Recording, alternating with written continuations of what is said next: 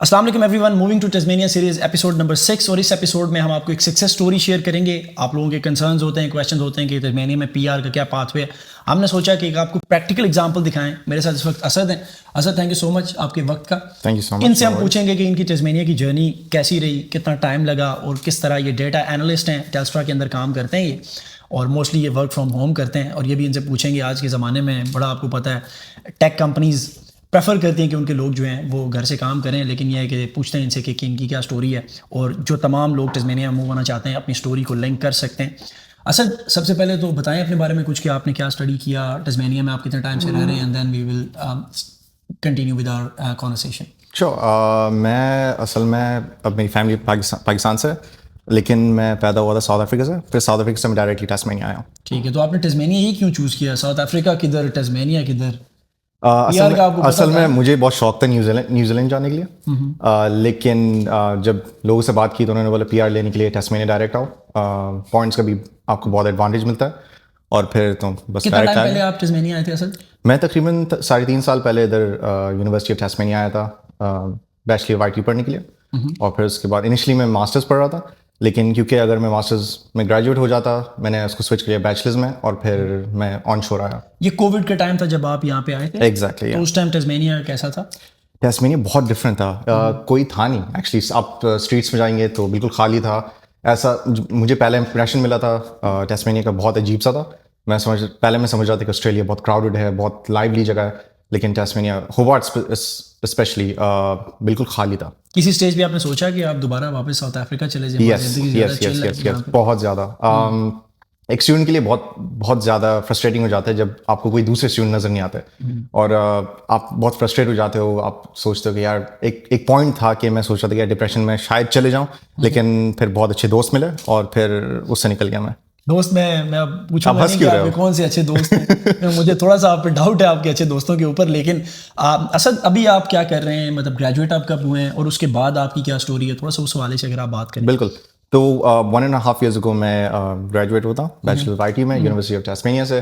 اور پھر اس کے بعد جب میں اپنے فائنل ایئر پہ تھا میں کافی گریجویٹ پروگرامس کے لیے اپلائی کر رہا تھا، اور کافی مجھے ایکسیپٹ بھی ہوا ہے، کچھ کافی آفرز ملے مجھے دوسرے کمپنی سے.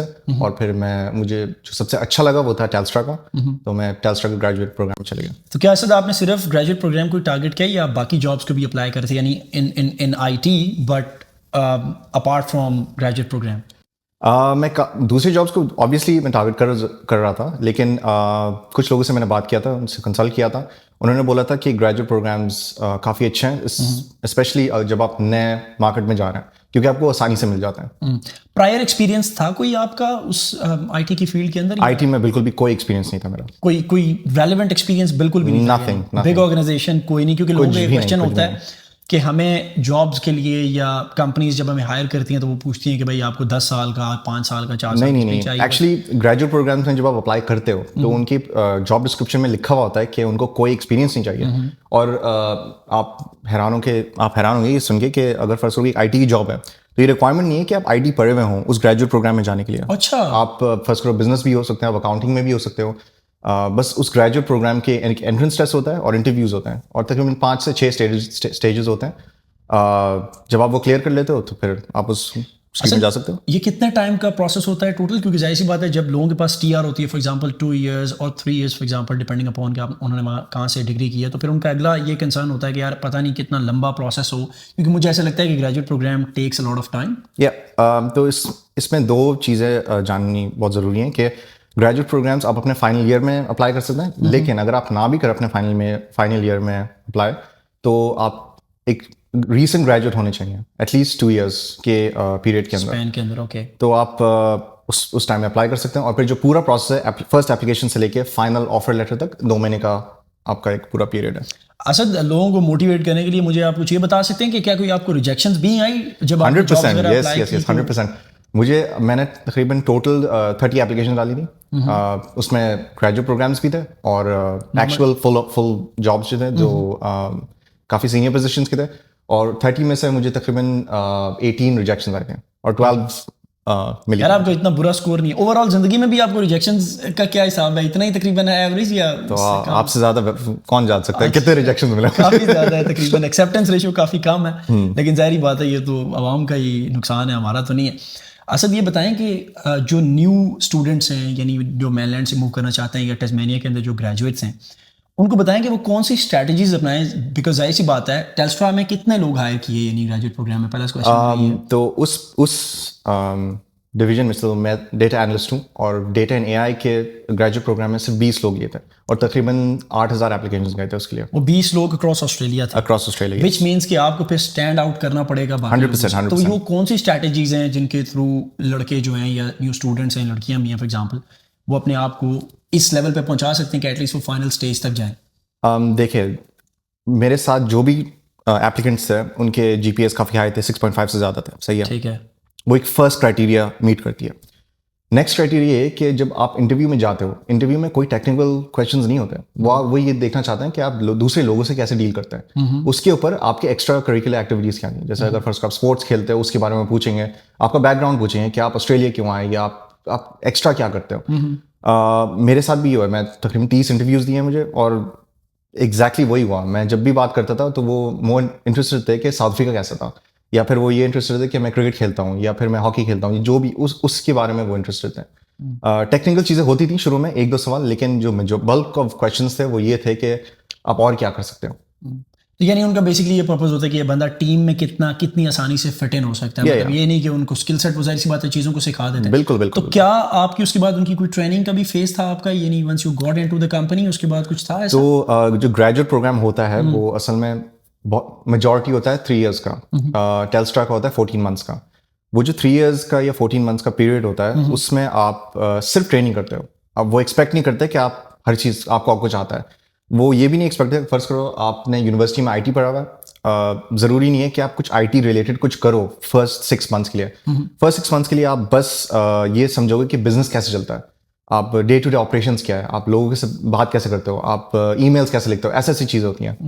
Quite similar to PY جو ہوتا ہے. یعنی first 6 months you don't have to worry about anything. No technical. اور یہ کیا بڑی آرگنائزیشنس کے یہ ورک انوائرمنٹ ہے کہ اوور آل ٹیسمینیا کے اندر ایسا ہی اسٹرکچر ہے؟ میجورٹی میرے کچھ دوست بھی ہیں جو دوسری کمپنیز میں بھی, اس میں بھی یہی تھا. وہ بھی یہی کہتے ہیں کہ گریجویٹ پروگرامز میں شروع میں کوئی آپ کو ٹیکنیکل ایکسپیکٹڈ نہیں ہے کہ آپ کے پاس کوئی ہو ٹیکنیکل نالج. اور کتنی کوئی کمپنیز ہیں جو گریجویٹ پروگرامز آفر کرتی ہیں پرٹیکولرلی؟ بہت ساری, آلموسٹ ایوری کمپنی, کیونکہ یہ کمپنی کو بھی فائدہ ہے ایک طرح سے, مجھے بولنا نہیں چاہیے لیکن ان کو چیپ لیبر مل رہا ہے. اور آفٹر 6 months جب ٹیکنیکل سائڈ شروع ہوا تو میرے جو کالیگس تھے وہ ان کے تو 10-15 ایئرس کا ایکسپیرینس تھا, اور میں وہی کام کر رہا تھا جو وہ کر رہے تھے. تو سیلری کا بہت بڑا ڈفرینس تھا. آپ کو کیا لگتا ہے کہ جو نیو اسٹوڈنٹس ہیں یا جو گریجویٹس ہیں, آپ نے دیکھا ہے کہ not everyone is able to secure the job in Tasmania for example, کیا مسٹیکس ہیں آپ کے, کوئی انالیسز ہوں, کچھ لوگوں کی اسٹوریز آپ نے جانی ہوں, سو دیٹ کہ ہمارے دیکھنے والے وہ غلطیاں نہ کریں, and then they can at least they must know the right avenue to secure their jobs. تو کون سی مسٹیکس ہیں جو مین مسٹیک جو مجھے نظر آتی ہے, اور میں یہ نہیں کہہ رہا کہ یہ غلط ہے کرنا, میں انڈرسٹینڈ کرتا ہوں کہ لوگ کیوں کرتے ہیں, لیکن آپ وہ جابس کریں جب آپ کی جو اسٹوڈنٹ لائف ہے اس میں وہ جابس کریں جو آپ سی وی پہ ڈال سکیں.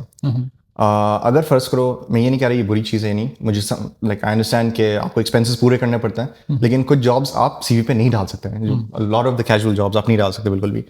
تو میں نے بھی ایک سیکریفائس دیا تھا, میں نے ایڈمنسٹریشن جابس کی تھیں یونیورسٹی کے اندر جو کیجول آورس پہ تھے, لیکن ریٹ جیسے پے اتنی زیادہ نہیں تھی, اور صرف اس لیے کیونکہ تاکہ میں اپنے سی وی پہ ڈال سکوں, ایٹ لیسٹ آپ ایک آرگنائزیشن کے اندر کوئی کام کرتے رہو. تو یونیورسٹیز کے اندر اس طرح کی جابس اویلیبل ہیں؟ یوٹیس میں تو کافی ہیں, یوٹیس میں بہت ساری ہیں. آپ international peer leaders, student success leaders, میں اسٹوڈنٹ سکسیس لیڈر تھا یوٹیس میں, اور بہت نیٹ ورکنگ کا بہت فائدہ ہوا اس کے اندر actually. So it's all about networking 100%. اور پھر یونیورسٹی اگر فرض کرو, اب میرا ایکسپیرینس یہی تھا کہ میں آئی ٹی ریلیٹڈ ہوں, تو آپ اے سی ایس کی ممبرشپ ضرور لیں. اے سی ایس کے آپ کو نیٹ ورکنگ کے ایونٹس کی ای میلز آتی ہیں آپ کے ایریا میں کون سے, جو بھی آپ نے ایریا ڈالا ہوا ہے, اور مجھے کافی جاب آفرز اس میں ملی تھی, اور ہائی پیئنگ رولس کے لیے. میں نے لیا نہیں کیونکہ میرے پاس کوئی ایکسپیرینس نہیں تھا, اور جب میں کنفیس کروں گا, جب میں ان ایونٹس میں جاتا تھا میں بولتا ضرور تھا کہ ہاں مجھے ہر چیز آتا ہے, کیونکہ آپ उस टाइम पे जॉब चाहिए होती है और जिससे भी मैं मिल रहा हूँ और उस मैं उनको बोल मतलब रहा आप हूँ जाके उन्हें बताओ कि मैं जहाज भी चलाता रहा हूँ, पायलट भी रहा हूँ, हर चीज़ उन्होंने वो जिसके बारे में बात कर रहे हैं बोलिए हाँ मुझे आता है। थोड़ा सा चैट जीपीटी से पूछा आपने या किस उस टाइम तो ChatGPT था ही नहीं, हाँ भी नहीं, तो आपने time कहानी नहीं यानी था। स्टोरी बेसिकली डाली। कुछ भी नहीं कर सकता मैं। अच्छा, इसके अलावा वो तमाम स्टूडेंट्स जो बार बार अप्लाई कर रहे हैं जॉब्स, लेकिन स्टिल एटलीस्ट उनको कॉल्स भी नहीं आती, चले वो उनको क्या मतलब आप क्या समझते हैं, क्या उनके रेज्यूमे में कोई प्रॉब्लम है, Yes, कवर yes, लेटर के अंदर कोई प्रॉब्लम है? ये 100%। तो अभी रिसेंटली आप लोगों ने न्यूज़ में पढ़ा भी होगा कि काफ़ी जो कंपनीज है वो AI यूज़ कर रही हैं रेज्यूमेस को फिल्टर करने के लिए। Okay. और ये ट्रू है, 100% ट्रू चीज़ है। तो आप अपने CV को उस तरीके से स्ट्रक्चर करें।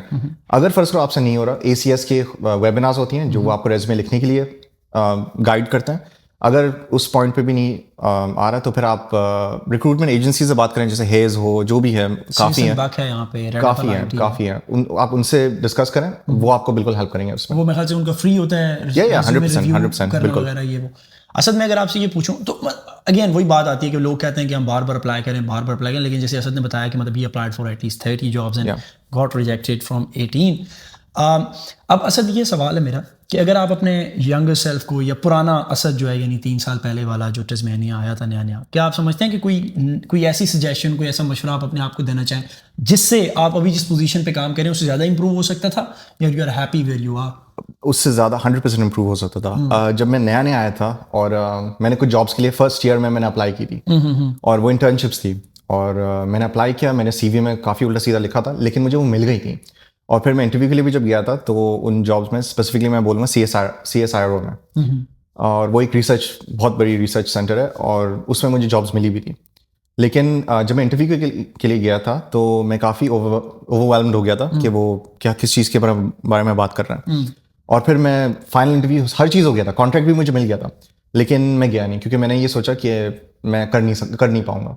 अभी सोचता हूँ मैं कर लेता, क्योंकि ऑस्ट्रेलिया में जो वर्क एनवायरनमेंट है स्पेसिफिकली जब आप एक हाई लेवल पे आते हो काफ़ी रिलैक्स्ड है इन कंपैरिजन टू पाकिस्तान या साउथ अफ्रीका में। साउथ अफ्रीका और पाकिस्तान में काफ़ी टेंस है, आपकी डेडलाइंस बहुत स्ट्रिक्ट हैं। ऑस्ट्रेलिया में आपकी वेल बीइंग बहुत जैसे मायने रखती हैं।